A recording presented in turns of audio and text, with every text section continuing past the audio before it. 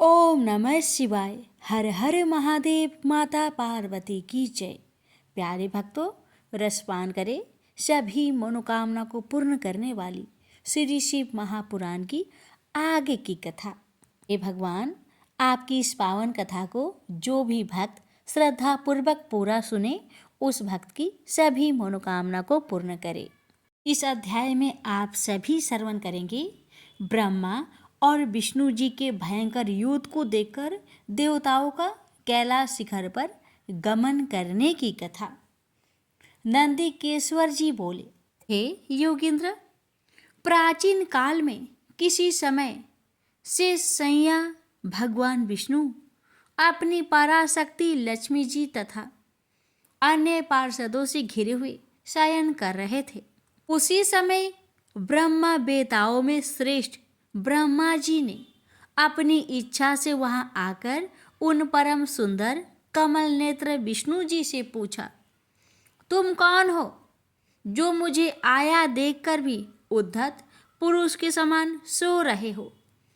हे वत्स, उठो और यहाँ अपने प्रभु मुझे देखो, जो पुरुष अपने श्रेष्ठ गुरुजनों को आया देखकर उद्धत के समान आचरण करता है, उस मूर्ख गुरुद्रोही के लिए प्रायश्चित का विधान किया गया है। ब्रह्मा के इस वचन को सुनकर क्रोधित होने पर भी बाहर से शांत व्यवहार करते हुए भगवान विष्णु बोले, हे वत्स, तुम्हारा कल्याण हो, तुम्हारा स्वागत है। आओ, इस आसन पर बैठो। तुम्हारे मुखमंडल से व्यग्रता प्रदर्शित हो रही है और तुम्हारे नेत्र विपरीत भाव सूचित कर रहे हैं। ब्रह्मा जी बोले, हे वत्स, हे विष्णु, काल के प्रभाव से तुम्हें बहुत अभिमान हो गया है। हे वत्स, मैं जगत का पितामह और तुम्हारा रक्षक हूँ। विष्णु बोले, हे वत्स, यह जगत मुझ में ही स्थित है। तुम केवल चोर के समान दूसरे की संपत्तियों को व्यर्थ अपनी मानते हो। तुम मेरे नाभि कमल से उत्पन्न हो, अतः तुम मेरे पुत्र हो। तुम तो व्यर्थ बातें कर रहे हो। नंदीकेश्वर बोले, हे मुने, उस समय वे अनजन्मा ब्रह्मा और विष्णु मोह बस में श्रेष्ठ हूँ, मैं स्वामी हूँ, तुम नहीं। इस प्रकार बोलते बोलते परस्पर एक दूसरे को मारने की इच्छा से युद्ध करने के लिए उद्धत हो गए। हंस और गरुड़ पर आरूढ़ होकर वे दोनों वीर ब्रह्मा और विष्णु युद्ध करने लगे। तब ब्रह्मा और विष्णु के गण भी परस्पर युद्ध करने लगे। उस समय सभी देवगण उस परम अद्भुत युद्ध को देखने की इच्छा से विमान पर चढ़कर वहां पहुंच गए। वहां आकर आकाश में अवस्थित हो पुष्प की वृष्टि करते हुए वे युद्ध देखने लगे। गरुड़ वाहन भगवान विष्णु क्रोध होकर ब्रह्मा जी के वक्ष स्थल पर अनेक प्रकार के असंख्य दुस्सह बाणों और अस्त्रों से प्रहार किया। तब विधाता भी क्रोध होकर विष्णु के हृदय पर अग्नि के समान बाण और अनेक प्रकार के अस्त्रों को छोड़ने लगे। उस समय देवगण उन दोनों का वह अद्भुत युद्ध देखकर अतिशय व्याकुल हो गए और ब्रह्मा तथा विष्णु की प्रशंसा करने लगे। तत्पश्चात युद्ध में तत्पर महाज्ञानी विष्णु ने अतिशय क्रोध के साथ श्रांत हो दीर्घ निश्वास लेते हुए ब्रह्मा को लक्ष्य कर भयंकर महेश्वर अस्त्र का संधान किया। ब्रह्मा ने भी अतिशय क्रोध में आकर विष्णु के हृदय को लक्ष्य कर ब्रह्मांडों को कंपित करते हुए भयंकर पशुपात अस्त्र का प्रयोग किया।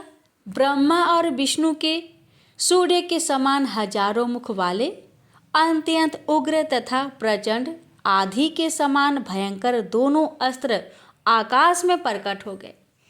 इस प्रकार ब्रह्मा और विष्णु का आपस में भयंकर युद्ध होने लगा।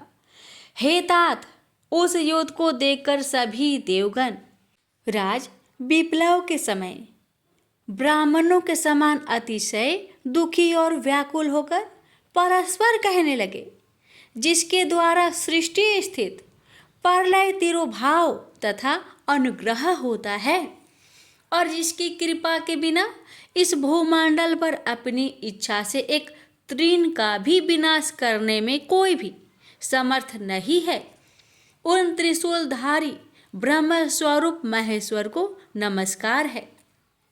भयभीत देवगण इस प्रकार सोचते हुए चंद्रशेखर महेश्वर जहाँ विराजमान थे उस शिव स्थान कैलाश शिखर पर गए। शिव के उस प्रणवकार स्थानों को देखकर वे देवता प्रसन्न हुए और प्रणाम करके भवन में प्रविष्ट हुए। उन्होंने वहां सभा के मध्य में स्थित मंडप में देवी पार्वती के साथ रत्नमयी आसन पर विराजमान देवश्रेष्ठ शंकर का दर्शन किया। वे वाम चरणों के ऊपर दक्षिण चरण और उसके ऊपर वाम कर कमल रखे हुए थे। समस्त शुभ लक्षणों से संपन्न थे और चारों ओर शिवगण उनकी सेवा में तत्पर थे। शिव के प्रति उत्तम भक्ति भाव वाली कुशल रमणियां उन पर चवल डुला रही थी। वेद निरंतर उनकी स्तुति कर रहे थे और वे अनुग्रह की दृष्टि से सबको देख रहे थे। हे वत्स, उन महेश्वर शिव को देखकर आनंदाश्रु से परिपूर्ण नेत्रों वाले देवताओं ने दूर से ही उन्हें दंडवत प्रणाम किया। भगवान शंकर ने उन देवताओं को देखकर अपने गणों से उन्हें समीप बुलवाया और देव शिरोमणि महादेव उन देवताओं को आनंदित करते हुए अर्थ गंभीर मंगलमय तथा सुमधुर वचन कहने लगे। शिवजी बोले, हे पुत्रो, आपकी कुशल तो है। मेरे अनुशासन में जगत तथा देवश्रेष्ठ अपने अपने कार्यों में लगे तो हैं। हे देवताओं, ब्रह्मा और विष्णु के बीच होने वाले युद्ध का वृत्तांत तो मुझे पहले से ही ज्ञात था।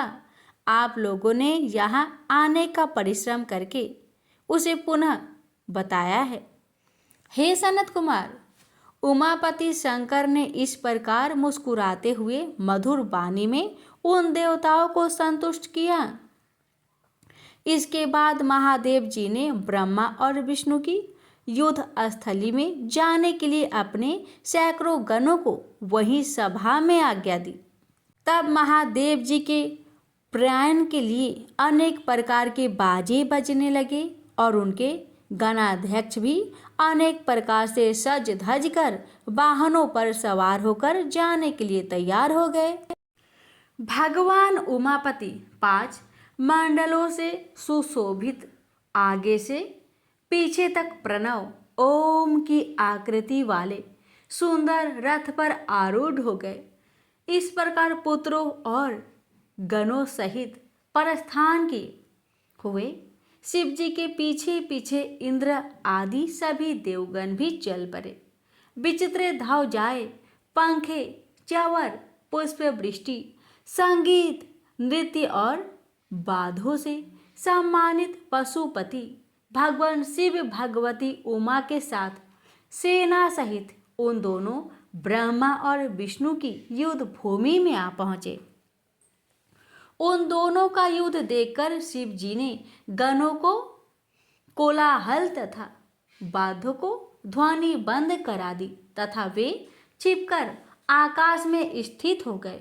उधर सूरवीर ब्रह्मा और विष्णु एक दूसरे को मारने की इच्छा से महेश्वराय शस्त्र और पशुपात शस्त्र का परस्पर संधान कर रहे थे।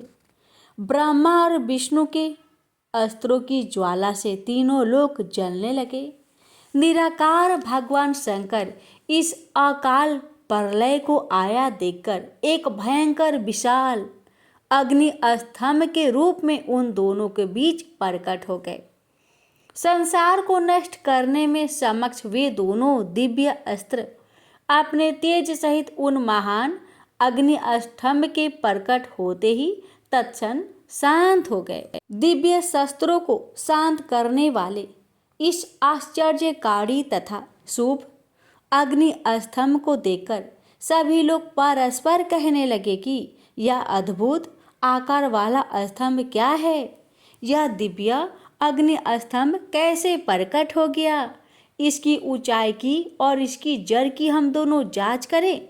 ऐसा एक साथ निश्चय करके वे दोनों अभिमानी वीर उसकी परीक्षा करने को तत्पर हो गए और शीघ्रता पूर्वक चल पड़े। हम दोनों के साथ रहने से यह कार्य संपन्न नहीं होगा, ऐसा कहकर विष्णु ने शुकर का रूप धारण किया और उसकी जड़ की खोज में चले। उसी प्रकार ब्रह्मा भी हंस का रूप धारण करके उसका अंत खोजने के लिए चल पड़े। पाताल लोकों को खोदकर बहुत दूर तक जाने पर भी विष्णु को उस अग्नि के समान तेजस्वी स्तंभ का आधार नहीं दिखा। तब थक हार कर शुक्राकृति विष्णु रणभूमि में वापस आ गए। तात आकाश मार्ग से जाते हुए आपके पिता ब्रह्मा जी ने मार्ग में अद्भुत केतकी केवरे के पुष्प को गिरते देखा। अनेक वर्षों से गिरते रहने पर भी वह ताजा और अति सुगंध युक्त था। ब्रह्मा और विष्णु के इस विग्रह पूर्ण कृत्य को देखकर भगवान परमेश्वर हंस पड़े, जिससे कंपन के कारण उसका मस्तक हिला और वह श्रेष्ठ केतकी पुष्प उन दोनों को ऊपर कृपा करने के लिए गिरा। ब्रह्मा जी ने उससे पूछा, हे पुष्पराज, तुम्हें किसने धारण कर रखा था और तुम क्यों गिर रहे हो? केतकी ने उत्तर दिया, इस पुरातन और अप्रेममय स्तंभ के बीच में से बहुत समय से गिर रहा हूँ, फिर भी इसके आदि को नहीं देख सका, अतः आप भी इस स्तंभ का अंत देखने की आशा छोड़ दे। ब्रह्मा जी ने कहा, मैं तो हंस का रूप लेकर इसका अंत देखने के लिए यहाँ आया हूँ। अब हे मित्र, मेरा एक अभिलषित काम तुम्हें करना पड़ेगा। विष्णु के पास मेरे साथ चलकर तुम्हें इतना कहना है कि ब्रह्मा ने इस स्तंभ का अंत देख लिया है। हे अच्युत, मैं इस बात का साक्षी हूँ। केतकी से ऐसा कहकर ब्रह्मा ने उसे बार बार प्रणाम किया और कहा कि आपातकाल में तो मिथ्या भाषण भी प्रशस्त माना गया है, यह शास्त्र की आज्ञा है। वहाँ अति परिश्रम से थके और स्तंभ का अंत ना मिलने से उदास विष्णु को देखकर ब्रह्मा प्रसन्नता से नाच उठे और चढ़ नपुंसक के समान पूर्ण बातें बनाकर अच्युत विष्णु से इस प्रकार कहने लगे, हे हरे, मैंने इस स्तंभ का अग्रभाग देख लिया है, इसका साक्षी यह केतकी पुष्प है। तब उस केतकी ने भी झूठी विष्णु के समक्ष कह दिया कि ब्रह्मा की बात यथार्थ है। विष्णु ने उस बात को सत्य मानकर ब्रह्मा को स्वयं प्रणाम किया और उनका षोडशोपचार पूजन किया। उसी समय कपटी ब्रह्मा को दंडित करने के लिए उस प्रज्वलित स्तंभ लिंग से महेश्वर प्रकट हो गए। तब परमेश्वर को प्रकट हुआ देखकर विष्णु उठ खड़े हुए और कांपते हाथों से उनका चरण पकड़कर कहने लगे, हे करुणा कर, आदि और अंत से रहित शरीर वाले, आप परमेश्वर के विषय में मैंने मोह बुद्धि से बहुत विचार किया, किंतु कामनाओं से उत्पन्न वह विचार सफल नहीं हुआ। अतः आप हम पर प्रसन्न हो, हमारे पापों को नष्ट करें और हमें क्षमा करें। यह सब आपकी लीला से हुआ है।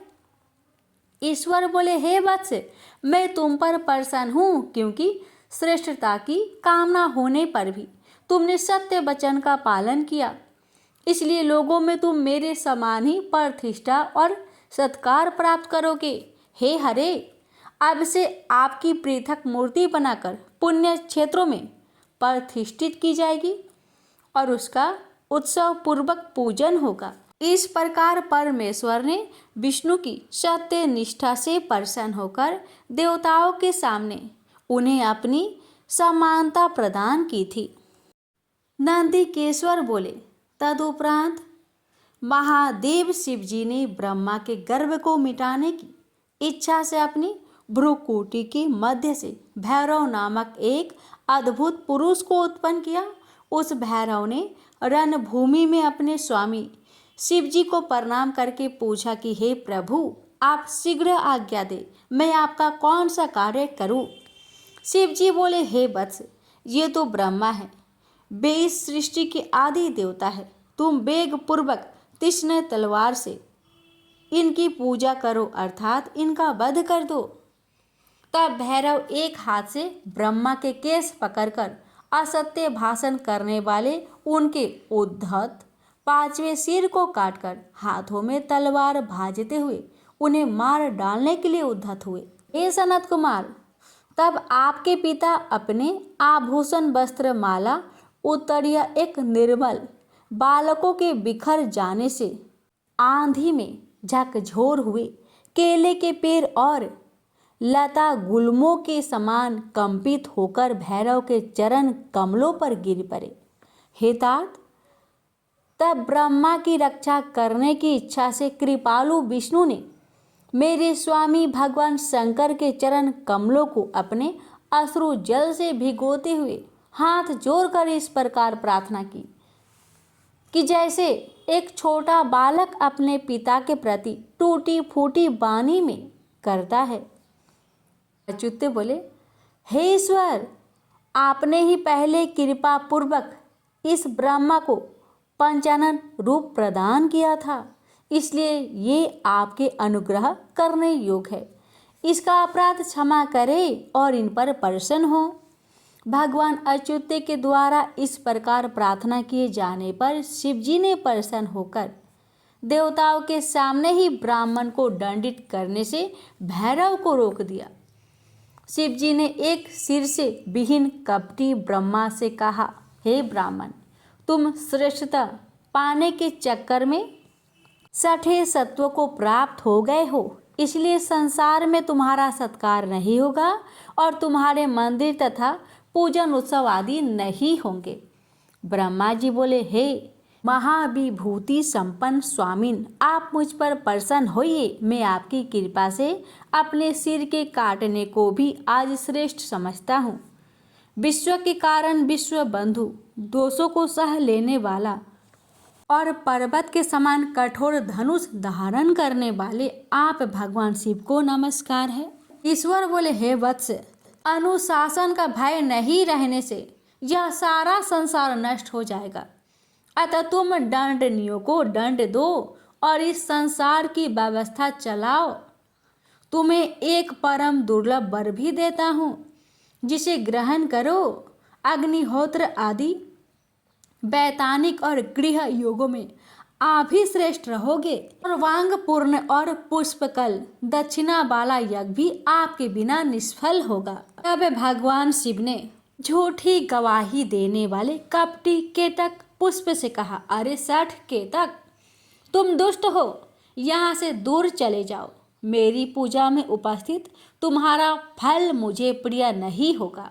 शिवजी द्वारा इस प्रकार कहते ही सभी देवताओं ने केतकी को उनके पास से हटाकर अन्यत्र भेज दिया।